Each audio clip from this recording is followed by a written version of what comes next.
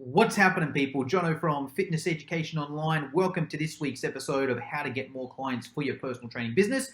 Very special guest this week. It's Matt Norris. He's one of the best fitness business coaches in New Zealand, and he specializes in personal trainers working in gyms. So if you're from New Zealand or you work in a gym, he's the person you want to speak to. If you're both a New Zealand personal trainer who works in a gym, go and speak to Matt. Very good at his business, very good at his digital marketing as well. I always see him at different marketing conventions and that sort of thing there. So you're in for a treat this week.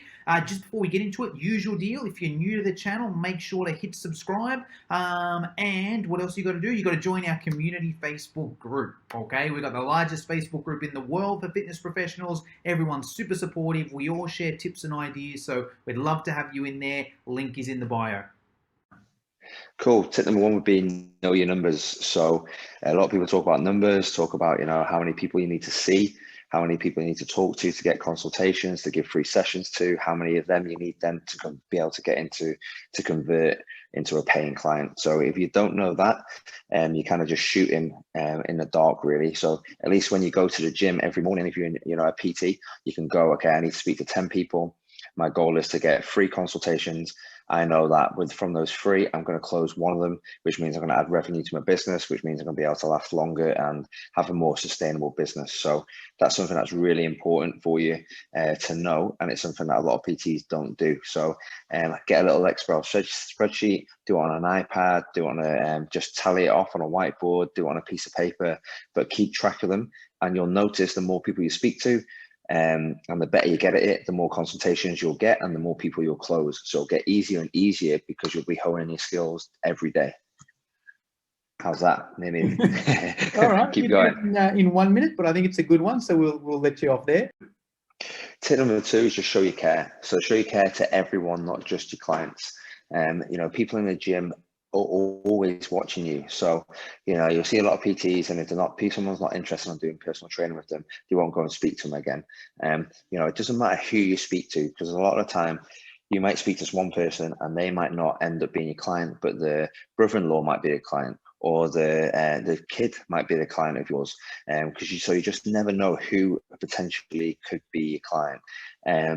So always talk to them, show that you care, have empathy, going above and beyond all the time, because every member should be a potential client, and you are part of that gym, whether it's your own gym or studio or a commercial gym that you work at, and you're representing yourself. So everyone should be able to look at you and think, that guy actually really does care. I can go to him and at any point and speak to him about what I'm doing, and I know that it'll help me. He's not just trying to get money from me, and it will come back to you. It always does. So it's very important to do that.